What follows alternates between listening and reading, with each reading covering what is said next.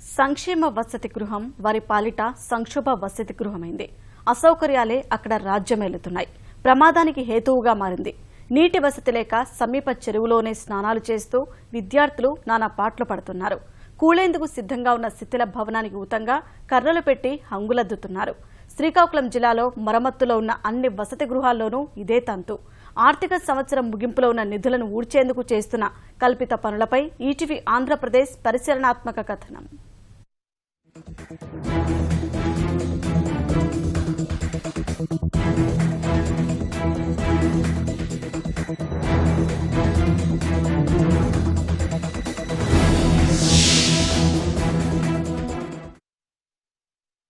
శ్రీకాకుళం జిల్లా వజ్రపుకొత్తూరు మండలంలోని పాతటెక్కలి ఓ మారుమూల పల్లె.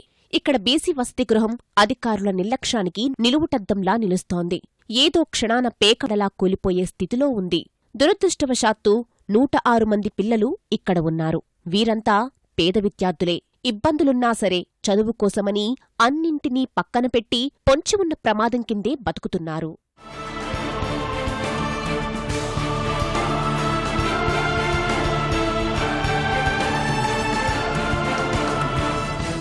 కూలిపోయే భవనానికి కర్రలు అడ్డుపెట్టి అందులోనే వసతిగృహం నిర్వహిస్తున్నందున విద్యార్థులు భయభ్రాంతులకు గురవుతున్నారు.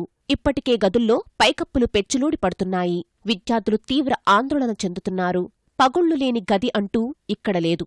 స్టోర్ రూం పైకప్పు పెచ్చులూడి పడడంతో భారీ శబ్దం వచ్చిందని, ఎన్నో సమస్యలతో సతమతమవుతున్నామని విద్యార్థులు ఆవేదన వ్యక్తం చేస్తున్నారు. మాకు ఇక్కడ సదుపాయాలు ఏం బాగోలేదు. మాకు ఫ్యాన్లు ఏం సదుపాయాలు, కరెంటు సదుపాయాలు ఉండవు. భోజనాలు అంటే ఇస్తారు కానీ సదుపాయాలు ఉండవు సార్. తర్వాత హాస్టల్ బిల్లు అంటే ఒక నెల వస్తుంది, ఒక నెల ఎవరు సార్. ఇక్కడ మేము ఎలాగుంటాం మాకే పరిస్థితుల్లో తెలుస్తారు. వాటిని చెప్తే వాటిని పట్టించుకోమంటారు కానీ పట్టించుకోవడం లేదు సార్. ఇంటికాడ ఏం మాకు డబ్బులు లేక హాస్టల్గా చదువుతున్నాం సార్. ఇప్పుడు కట్టేసి ఉన్నాం సార్. అదేం పాతదే కానీ మమ్మల్ని వదిలేసారు సార్. ఇస్తాను ఇప్పటికైనా ప్రభుత్వం మంచి బిల్డింగ్ ఇస్తామని కోరుకున్నాను. అయినా స్లాబ్ మాక్సిమం పడిపోతుంది. పాములు గట్రా వచ్చేయడం కొద్దిగా వీలుగా లేదు. దోమలు ఎక్కువగా ఉన్నాయి. గవర్నమెంట్ లో మంచిగా చదువు అన్ని బాగున్నాయి. ఇక్కడ హాస్టల్లో కొద్దిగా బాగలేవు. పడుకునేప్పుడు స్లాబ్ కొద్దిగా బాగలేదు. ఇప్పుడు పడిపోద్ది చెప్పలేము. వర్షం వచ్చినప్పుడు కారిపోతుంది. హాస్టల్లో కన్నాలు ఉన్నాయి. కన్నాలు ఎప్పుడు పాములు వస్తాయో మరి తెలదు. పడుకున్నప్పుడు వర్షం వచ్చేస్తుంది. రుప్పట్లోటికి పెచ్చులు ఊడిపోద్ది. బోరింగ్ వాటర్ పింపిరిగా వస్తుంది. సదుపాయాలు ఏం బాగోలేదు. పడుకోవడానికి ఇబ్బంది ఉంది. బిల్డింగ్ ఎప్పుడు పడిపోద్దో తెలియదు. వసతి గృహంలో మరుగుదొడ్లు ఉన్నా నీటి సౌకర్యం కల్పించకపోవడం వల్ల విద్యార్థులు బహిర్భూమి కోసం బయటకు వెళ్లాల్సిన పరిస్థితి నెలకొంది. చీకట్లో చాలా నరకయాతన అనుభవిస్తున్నారు. ప్రత్యేక బోరు నిర్మించి మోటారు ఏర్పాటు చేసినప్పటికీ బోరును గంటల తరబడి కొడితేగాని నీరు రాని దుస్థితి నెలకొంది. వచ్చినా అది కలుషిత నీరే. తాగేందుకు, స్నానాలకు విద్యార్థులు నానా కష్టాలు పడుతున్నారు. ఎక్కువ లోతుగా ఉన్న పెద్ద చెరువుకు వెళ్లి విద్యార్థులు స్నానాలు చేస్తున్నారు. విద్యార్థులు చెప్పే నీటి బాధలు వింటే కన్నీరు రాకమానదు. వాటర్ సప్లై లేదు సార్. అక్కడ వాటర్ పింపిరి వస్తుంది సార్. పోసుకోవడానికి కాదు సార్. చెరువుకి వెళ్ళి స్నానాలు చేసి ఎవరు చనిపోతారో ఎవరు ఇదవుతారో తెలియదు సార్. నీరు కూడా త్రాగడానికి లేవు సార్. బయటకు వెళ్ళి తెచ్చుకొని తాగడానికి అవసరం వస్తుంది సార్. బాత్రూమ్ వెళ్ళడానికి కూడా బాత్రూమ్ లేవు సార్. హాస్టల్ ఎప్పుడు పడిపోదో మనకే తెలియదు. ఇప్పుడు రిపేర్లు అవుతున్నాయి.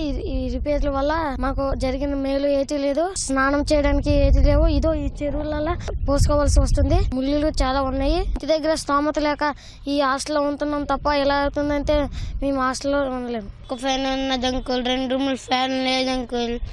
అంతే వచ్చేమంటే రోప్ చేసిన అతను అంకుల్. వాడిను ఇంకెన్నాళ్ళు చెయ్యట్లేదు అంకుల్. ప్రమాదం పొంచి ఉన్న భవనానికి పాడైన చోట తాత్కాలిక మరమ్మతులతో సరిపెట్టేస్తున్నారు. పైపే మెరుగులు దిద్దుతూ పని కానిస్తున్నారు. విద్యార్థులతో పాటు వసతిగృహం సిబ్బంది భయంగానే గడుపుతున్నారు. ఎన్ని ఫిర్యాదులు చేసినా ఫలితం శూన్యమేనని చెబుతున్నారు. కారణ రూముల్లో పిల్లల్ని పెట్టి మేము అలా గురించి చాలా జాగ్రత్తగా ఉంటున్నామండి. మాకు కొన్ని సమస్యలు ఉన్నప్పుడు కూడా మరి అలా ఒకే రూమ్లో పెట్టి కారణ రూమ్లో ఉంచుతున్నామండి. పిల్లల్ని జాగ్రత్త చూస్తున్నాం. ఈ హాస్టల్ ఓపెన్ చేసి 21 సంవత్సరం అయింది సార్. ఇది అయినందువల్ల ఏంటంటే క్రాకులు బిల్డింగ్ మొత్తం వచ్చినాయి. టైం అది ఇప్పుడు కొంత పని చేసినప్పుడు కూడా మేము అందరం పిల్లలు ఒక రూమ్లో పెట్టి జాగ్రత్తగా చూస్తున్నాం 106 మంది పిల్లల్ని కూడా. చాలా ఇబ్బందిగా ఉంటుంది. వర్షం అయితే గాలికి తుఫాన్కి ఆ బిల్డింగ్ ముక్కలు పడిపోవడం జరుగుతుందండి. పిల్లలందరూ ఒకే దగ్గర పడుకోవడం వల్ల 106 మంది ఏ సరికి ఎలా జరుగుతుందని టెన్షన్గా ఉంటుందండి. చాలా సార్లు రిపేర్ చేస్తున్నారు, కానీ తాత్కాలిక రిపేర్ వలన మాకు ఫలితం అయితే లేదు. ఆ బిల్డింగ్ అయితే ఎప్పటికప్పుడు ఈ పెచ్చులు ఊడిపోయి పిల్లల మీద పడుతుంది. గవర్నమెంట్కి, కలెక్టర్ గారికి కూడా తెలియజేశాము. దాని స్థానంలో డిస్మెంటల్ చేసి కొత్త బిల్డింగ్ అయితే పూర్తిగా శాశ్వతంగా దానికి మన పరిష్కారం అవుతుంది. కానీ ఈ రిపేర్ వలన ఎటువంటి ప్రయోజనం లేదని నా అభిప్రాయం. ఆంధ్రప్రదేశ్ విద్యా సంక్షేమ మౌలిక వసతుల అభివృద్ధి సంస్థ బీసీ వసతి గృహాల మరమ్మతుల పనులను చేస్తోంది. 3 లక్షలతో పాతటెక్కలి బీసీ వసతి గృహానికి మెరుగులు దిద్దుతున్నారు. కనీసం పర్యవేక్షణ చేయాల్సిన ఇంజనీరింగ్ సిబ్బంది జాడలేదు. దీంతో తూతూ మంత్రంగా చకచకా పనులు చేసుకుంటూ పోతున్నారు. హాస్టల్ వాటర్ సప్లై రిపేర్స్ నిమిత్తం, అలాగే ఎలక్ట్రికల్ రిపేర్స్ నిమిత్తం, సీలింగ్ ప్లాస్టరింగ్లో ఉన్న రిపేర్స్, అలాగే వాల్ క్రాక్స్ అటువంటి, నెక్స్ట్ సీలింగ్లో ఎక్కడైనా సీరియస్ ప్రాబ్లం ఉంటే అది తీసి మళ్ళీ రెనోవేట్ చేయడం జరుగుతుంది. డోర్స్, విండోస్ కానీ రెక్కలు పాడైపోయినా, ఫ్లోరింగ్లో రిపేర్స్ ఉన్నా అవన్నీ రెక్టిఫై చేస్తూ ఉండే. ప్రస్తుతం ఉన్న కండిషన్ అంటే యూసేజ్లో ఉంచడానికండి. ఒక మండలం కాదు కదండి, 3-4 మండలాల్లో వర్క్ జరుగుతుంటాయి, అవి పర్యవేక్షణ జరుగుతుందండి. స్పెషల్ ఇన్స్ట్రక్షన్స్ దానికి ఇచ్చి దగ్గరుండి చేపిస్తాం.